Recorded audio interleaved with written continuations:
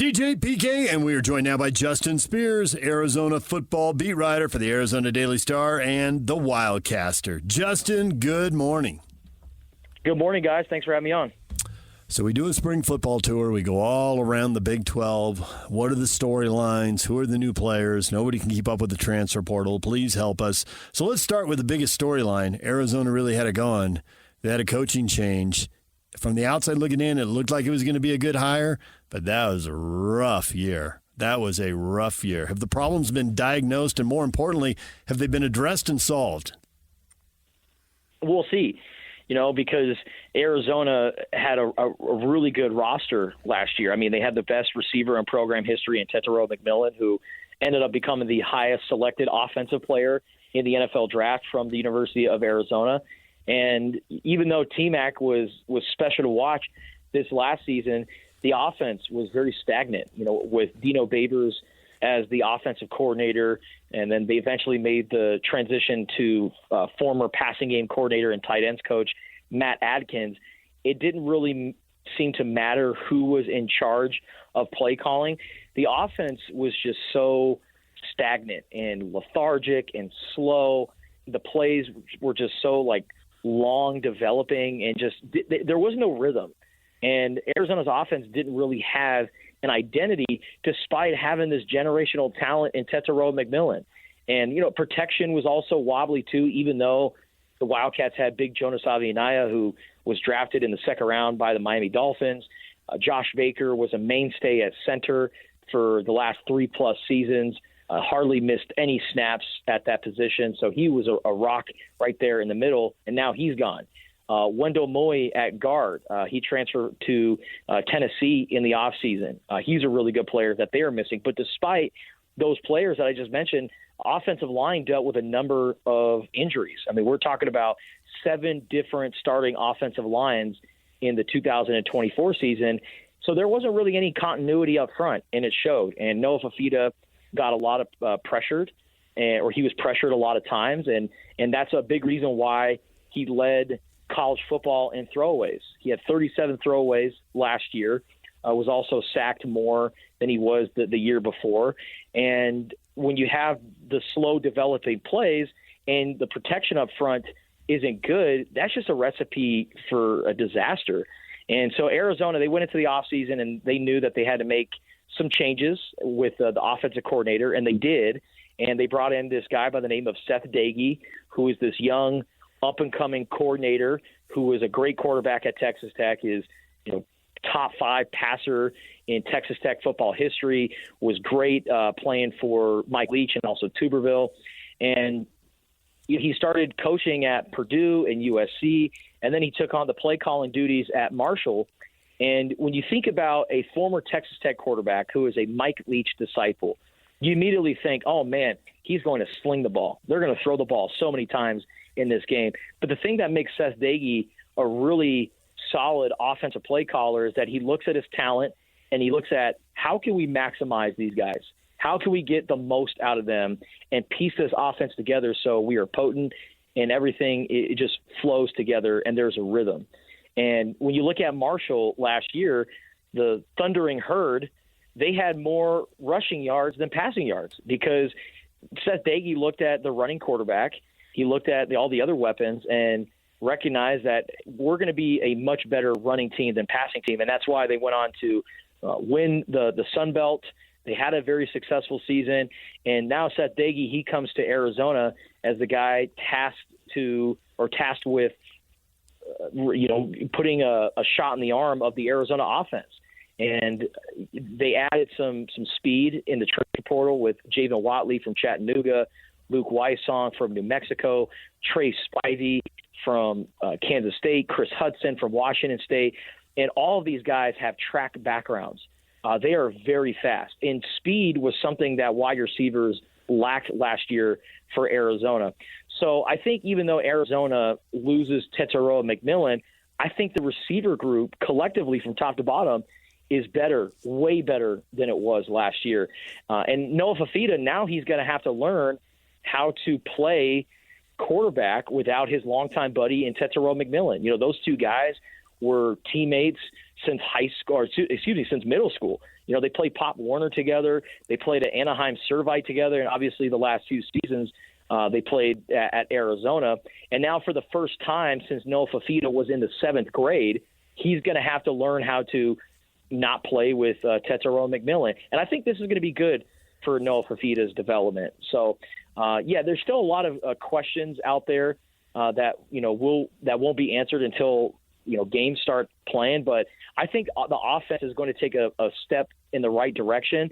Offensive line, the protection, it still concerns me, but I think the offense is going to be much, much better. And then on the defensive side of the ball, the Wildcats made a transition with Danny Gonzalez over at defensive coordinator, linebackers coach last year, and they made that switch after the season. They initially put Dwayne Aquina, who was the former defensive coordinator, they put him back in his role as the defensive backs coach, and I think Dwayne Aquina is much better in that role. He is the DB's guru, the DB's godfather, and I think when he's just specializing in the secondary, that's when he's a really, really amazing coach. And so they made that transition, and then Dwayne Aquina decided to go to Texas and take on the defensive backs role there. But with Danny Gonzalez as the defensive play caller, I think Arizona's defense is going to have multiple looks. I still think they're going to utilize that 4-2-5 base defense. But Danny Gonzalez comes from the Rocky Long tree, and Rocky Long was a guy that used that 3-3-5 defense and moved linebackers all over the field. And we started to see that in spring. So I think Arizona's defense is going to be versatile. I think they're going to have a lot of disguised looks where they have a linebacker as an edge rusher or a blitzer. They might bring in a slot corner or a safety as a blitzer. This is going to be a very creative defense and a very unpredictable defense. You're not going to know what this Arizona defense is doing. They're either going to bring the house or they're going to drop back. You just simply don't know what this team is going to do. Now, will it all come together in year 2 under Brent Brennan? We shall see. I think the biggest reason why Arizona struggled last year is injuries. The roster 1 through 20 was as good as it gets in the Big 12, and that's why Arizona went into last year with Big 12 championship aspirations, maybe even CFP aspirations. But because of the timing of Brennan's hire in January, they missed that first portal window, and that's usually when you get a lot of great players. A lot of your best transfers are going to come from that December portal, but because Jed Fish left to Washington, that portal class kind of got depleted, and Arizona they were able to keep 3 guys from that December class. So Brennan and his staff, they were kind of scrambling, trying to figure out the pieces that they could add. And then when the injuries started to happen with those best players in that 1 through 20 range, but that roster 21 through 85, it definitely exposed Arizona, and it was just a bad recipe for Brent Brennan. But they've made all the right moves in the offseason. I love the coaching hires. I love bringing Big Joe Salavea back into the mix. He's one of the best defensive line coaches in the country. They've made all the right moves in the offseason. Will that translate to wins? We shall see. Excuse me. You speak of the defense there, and wow, the defensive backfield. Stukes, Johnson, and Smith, I think they've got over 50 starts from those 3 guys, and then Tay Brown is an outstanding linebacker. So Danny Gonzalez, he was on the staff a year before. I think he was special teams and maybe linebackers coach. It looks like he's got some talent to work with in his first year as the new coordinator. No doubt. And I think getting those guys that you mentioned in the secondary was big time, because those guys enter the transfer portal. Arizona, they had the most entries in the transfer portal from the Big 12, and had one of the most turnover out of all the teams in college football. And those guys, they went out and explored the market. Trayden Stukes, Alton Johnson, Genesis Smith. They put their feelers out, but they ultimately wanted to finish what they started at Arizona. And I think that Dalton Johnson is, a player that is very underrated, with so much turnover in the defense last year with injuries. Dalton moved into more of like a dollar linebacker role, where he was a safety linebacker hybrid. He led the team in tackles last year. and he's a really good open field tackler. And Traden Stukes, Dwayne Aquina called him the best kept secret in college football. He's got the length. He's really exceptional in pass coverage because he's a nickelback, but he comes from a cornerback background. So he's really good in pass coverage, but he's also improved significantly as an open field tackler. And fortunately for Arizona, Traden only played in 4 games last year before suffering that season-ending leg injury against Utah, and that would have been his last year if he played the rest of the way.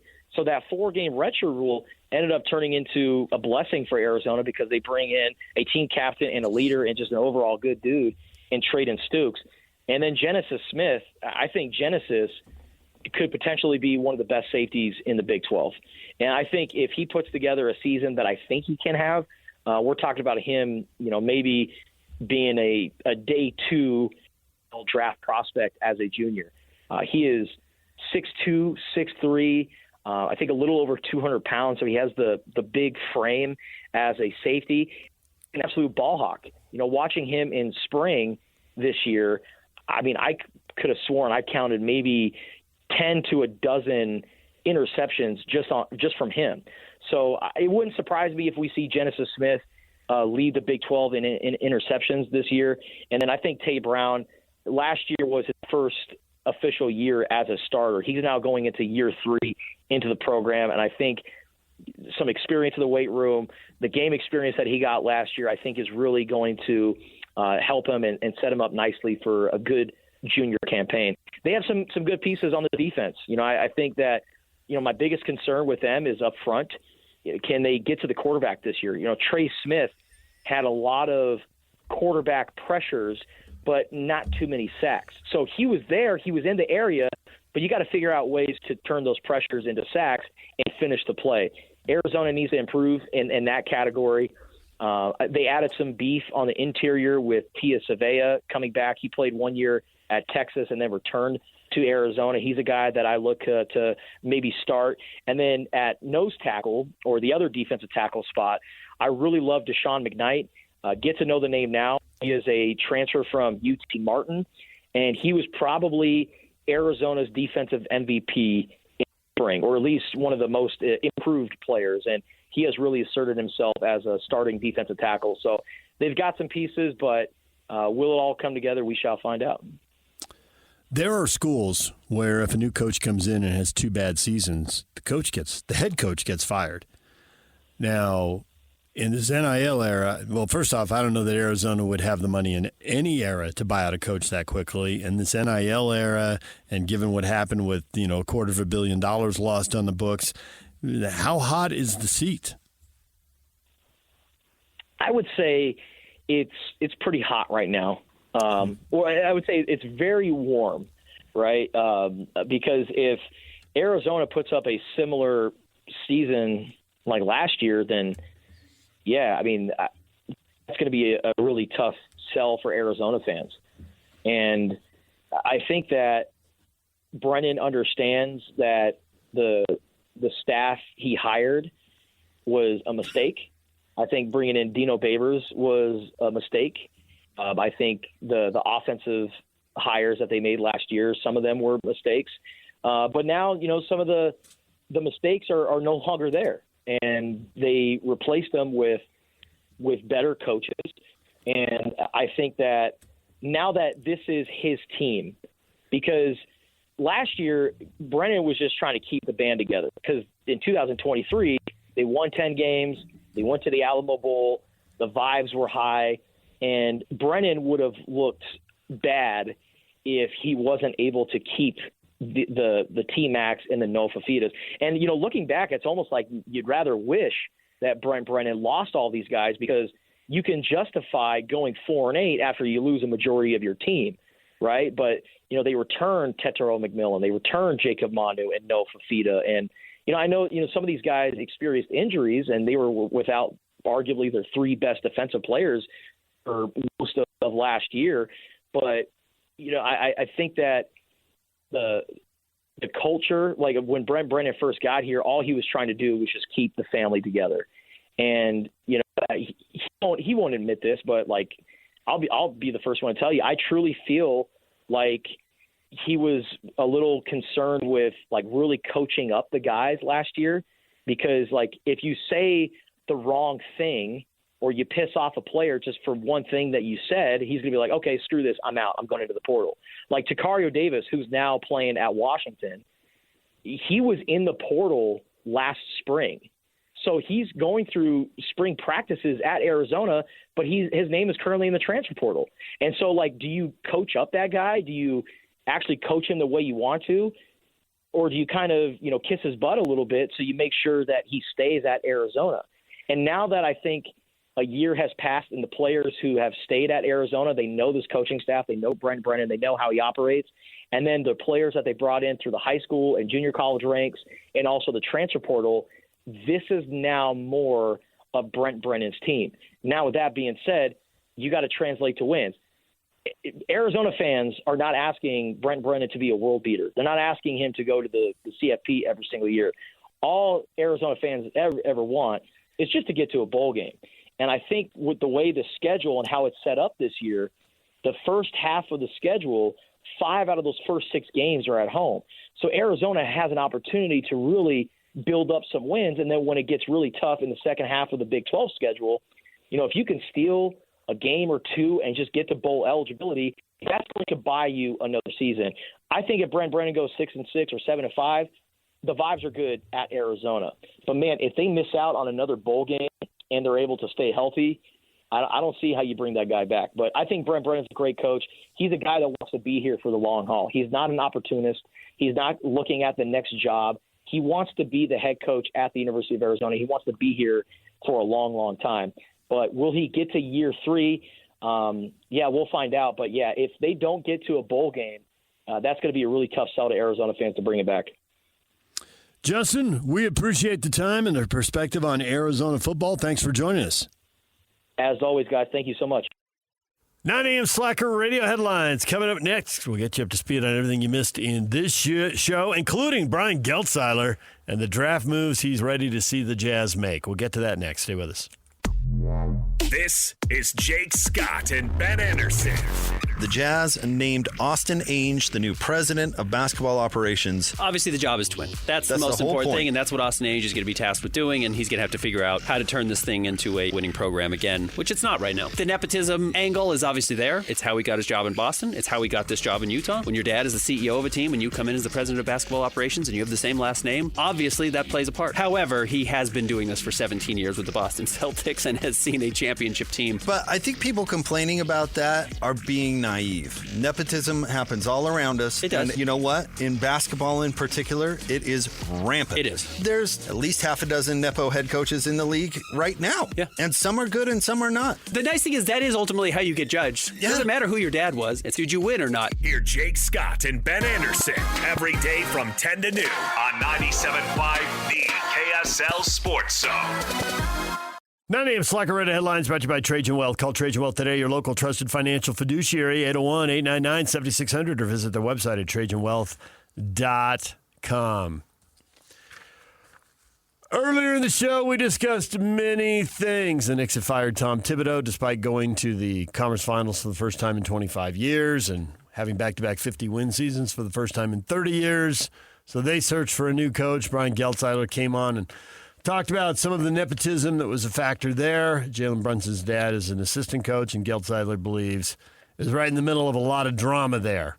So wherever you get your podcasts, you can listen to our conversation with Brian Geltzeiler.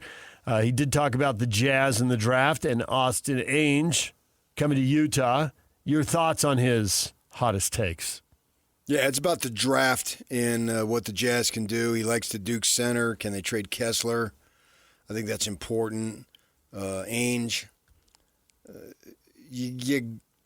at this point, his name, what does it matter? Sure, if you think he got the job because of that. The thing that I learned through the proverbial school of hard knocks is you're not changing anybody's mind. So why bother arguing? If you think it's just complete nepotism, then that's what you think it is. Right. And you're not going to change your mind no matter what I say. So why would I waste time trying to convince you otherwise? I'm not. Think what you want to think. And if you want to think that, that's great. But from this day forward or 2 days forward, 2 days ago forward, it's all about results. That's the great thing about sports. It's results, man. There's literally a scoreboard. Yeah, right. You know, Scally talked about they're not in the building at 5 a.m. on Tuesday. No, I'm getting ready for work. I'm not going to get up at 4. But I'm going to judge you on Saturdays. I'm going to judge you on your win-loss record. Fair or unfair, Thibodeau, you want to talk about fair? What fairness is that? Didn't look like any to me. Yeah. I was surprised when I heard it. I mean, all I thought is, that's the Knicks. And I really thought that's Dolan. It's got James Dolan written all over it. He's done unpredictable stuff that set them back. And we've all got our biases, right? We've all got these experiences that shape the way. And I just remember Jerry Sloan saying, guys need 3 years together. That third year, they really peak, where they're playing off each other and they know everybody knows what everybody's going to do just from the body language, just out of peripheral vision, they know. And the Knicks, I mean, they made a major change this year, and they had a pretty good year with it. Better year than I expected, really. And yet they're not going to try to build on that. They're going to do something different. I don't know what they're doing, but fine, whatever. Yeah, they've made major trades and acquisitions and so forth. They've become like a college team.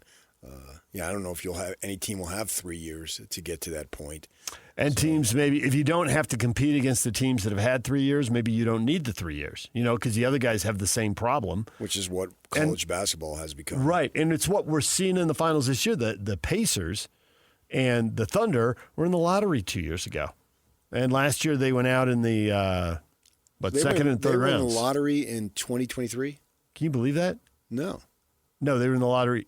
Yes. 22? I don't know. I'm asking. I don't know it off the top of my head. Yeah, I think they were in the lottery in 23, but let me check. Okay, I don't know. I'm asking. I just looked it up. Now you got questioning myself. But Just it asking. involves doing math on the air, and I can't count and talk at the same time. I've proven that so many times. Can you? Yeah, 23. Okay, so yeah. 35 and 47. The Pacers were 12 games under 500. They bottomed out the year before in 22 at a 25-win season. Been a roller coaster. And what with the Thunder? Since you've led me down this path, take me to the water. Drop me in the river. Yeah, down to the river since it's Springsteen today. I'm on a load. Here you go. So the Thunder had... Because I know in 22 they had that phenomenal draft of Holmgren and Williams. Right. They had the 22 and 24 win seasons in 21 and 22. Right, how about 23? So in 23, they go 40 and 42, but missed the playoffs. That feels like some previous Jazz rebuilds we've seen. And then last year, they won 57, won in the first round against the Pelicans, and lost to the Mavs in the second. But they had made significant progress in missing the playoff. That's fine. Yes. And Holmgren was out that year, right? Because he didn't play his rookie year with a foot, I think it was. Yeah. Right, so they didn't have from the get-go. They didn't have their guys. And then they get him in there, and he's adapted well. Their future is just so unbelievable. They need to invest in an entire store of shades. That's how bright their thing. And I think June 27th is National Sunglasses Day, too, for that matter. They're parallel in the fact that they both had lost in the first round in 3 straight years. For the Pacers, actually 5. They broke it up, went into the lottery for 3 years apiece, and now they're in their second year in the playoffs, and they're in the NBA Finals. So, way to go. Things move faster now. Yes. As we have been told. And that's Austin in his press conference said that that's a reflection on the salary cap, the collective bargaining agreement, and your ability to keep things together. There are people who think that the Pacers' financial situation, that they're actually going to give up key pieces. Like, this is their window. Yeah, I got it. We'll see. They got a break in New York beating Boston. I don't think OKC got a break. Right. I think they just stormed right in. Right. They had the best record in the league. And I think they a lot of people, everybody in the postseason. Yep. And I think a lot of people think what you think, and think the West was better, and they took on all comers. So, yeah, that's why they're picking Oklahoma City. Sure. I'm getting zero problem with that. The Thunder are the favorite, and it looks like most people are picking the Thunder in 5 or 6 because nobody wants to pick them in 4. I would certainly pick them for sure. Yeah. But Austin, going forward, to bring it full circle, will be judged on the production of the team. That's the great thing about it, man. You can sell it, And then Dennis one year wanted to talk about the point differential. Mm-hmm. I just couldn't go there, and I'm a Dennis Lindsay guy. But you're also right not to go there. It didn't really translate. Yeah, you can't ignore your record. Now, sometimes there is reasons like Utah. I can't ignore their 5 and 7. Well, obviously it's got rising, but then I can on the flip side ignore. Well, you put all your faith in this guy for 2 years, and it was clear he had major injuries before the Rose Bowls. The guy is unlucky. 5 years at Utah, 3 season-ending injuries, 2 Rose Bowls. It's just boom or bust. There was no middle ground with him. You put all your faith in him, so you can volley serve back and forth on that. There are some reasons that go into it, but were the 3 years worth the 2? Which 3 years? I mean, were the 2 years worth the 3? Were the two Rose Bowl years worth the 3 season-ending injuries? Yes. Right? You think there are any U fans who'd argue that with you? Some, yeah. Oh, really? I think people like to argue. A little recency bias. It's fun. A little recency bias. Yeah. And I had someone say to me on the field when they lost to Arizona, you know what's worse than this loss? Those other guys are 6-0.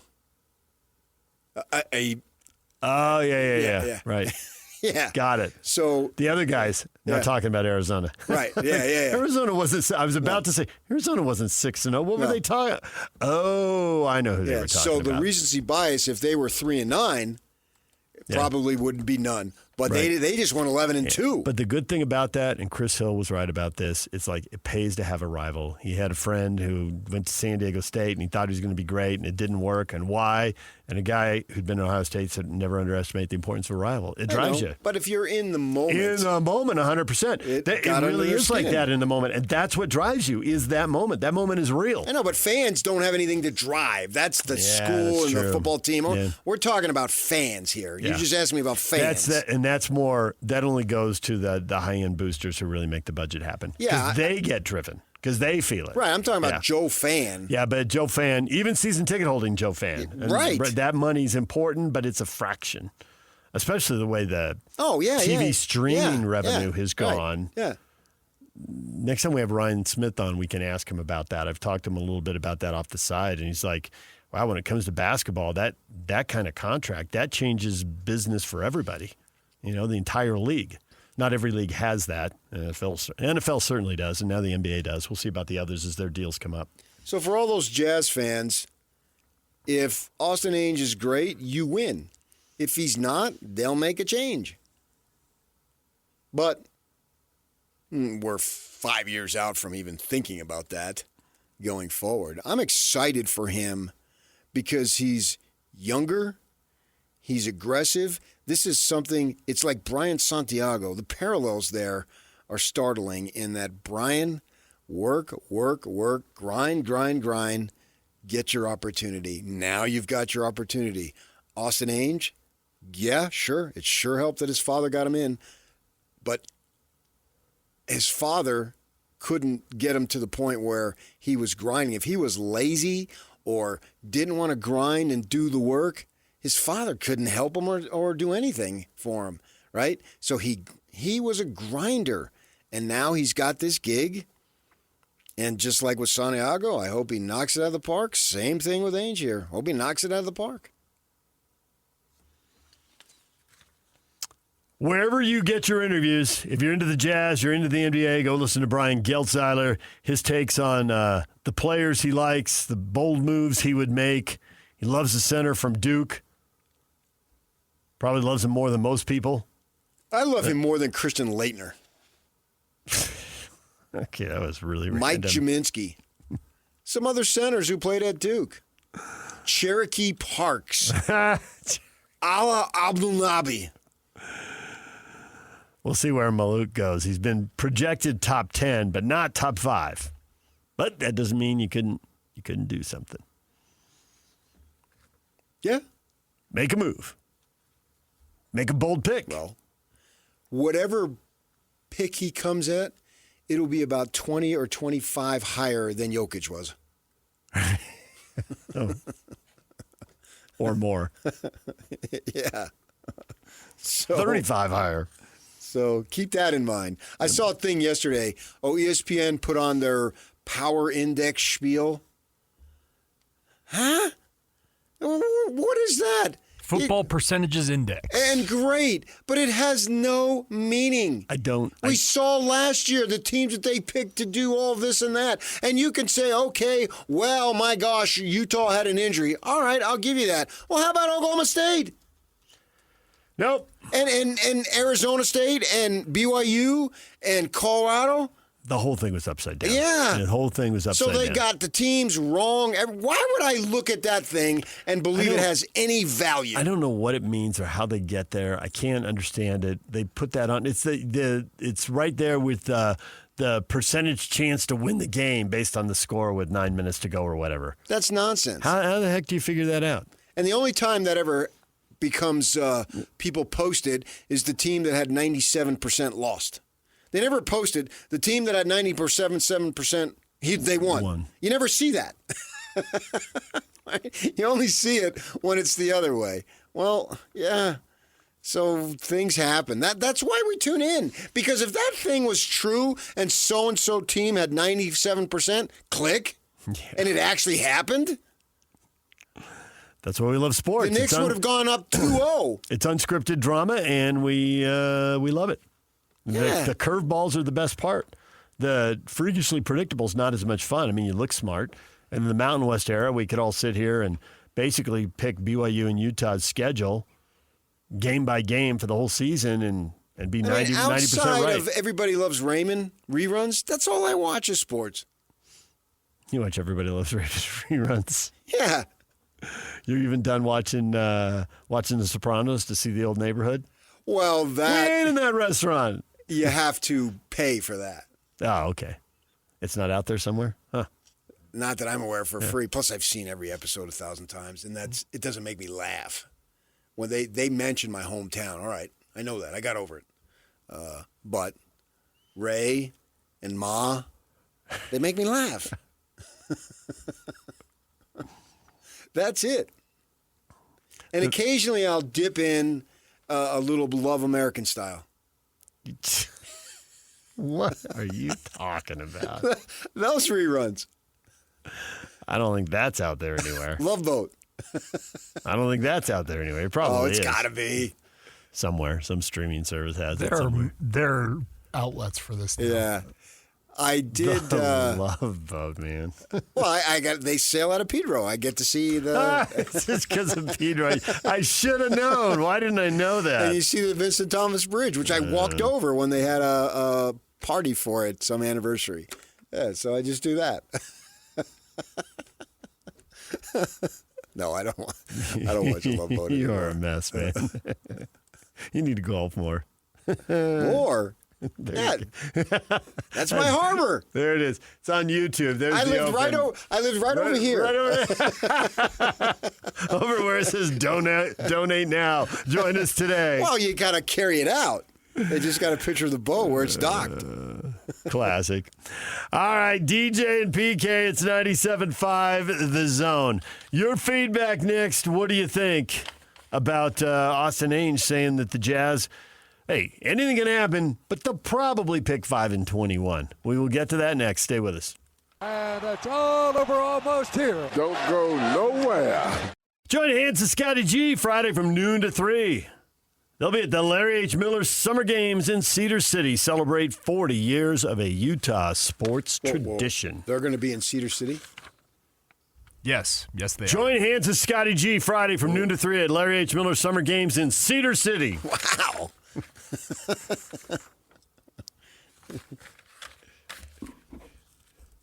Holy freak. Good for them. Is Miltz still up the canyon? Is that a lot of restaurants? Hey, the generation ones up to Canyon, buddy. to go with the Canyon to Milts, man. I had a photographer. I was down there for some story. A photographer took me up there. It's like, oh, that's why this place is popular. Steak and the baked potato. Let's go. I don't know. I've never been to Milts. That was the place back in the day. At Cedar City. Maybe it still is. Yeah. You got me. Austin Ainge says the Jazz most likely will keep this month's draft picks. What were you hoping for? Battle Cattle fan. Trading up. Not possible. Sorry.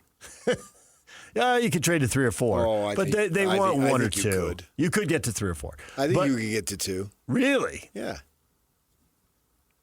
What are you offering? Everything. Everything? The kitchen sink. Yeah. You wouldn't want to do it. The number 2 player isn't good enough. Yeah. So it's not realistic. Right, but why would they want to? That's the point. How do we really know that Harper is going to be better than Edgecombe or Johnson or whomever? And Bailey seems to be, oh, man. I feel bad for the team that takes Bailey if he doesn't turn out because, like, there's so much pressure. Why didn't you take him? Well, it's a Dante Exum pick. There were 4 guys, and everyone acknowledged before the draft, these are the 4, and the Jazz are drafting 5th. And then suddenly at number 4, Orlando says, it's not number 4 to us. So the Jazz were absolutely expected to take him, and they did.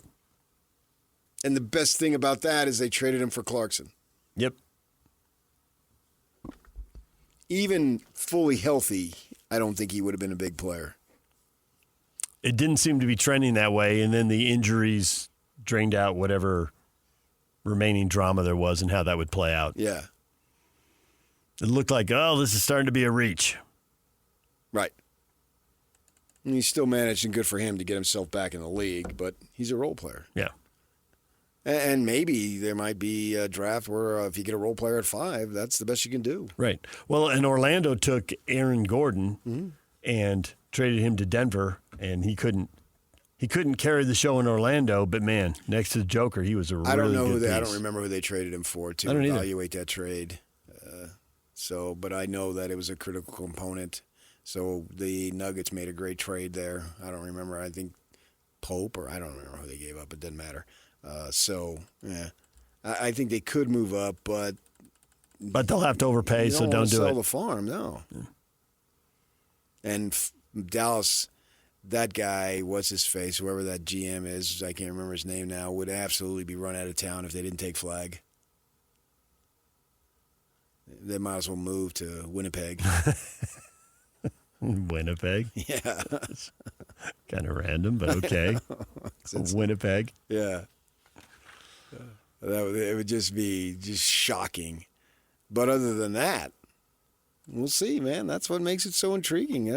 These guys get paid a lot of money to do these very things, and they do what they absolutely think is right, and then it could backfire. And then Denver's sitting there, yeah, we'll take this foreign dude, Jokic.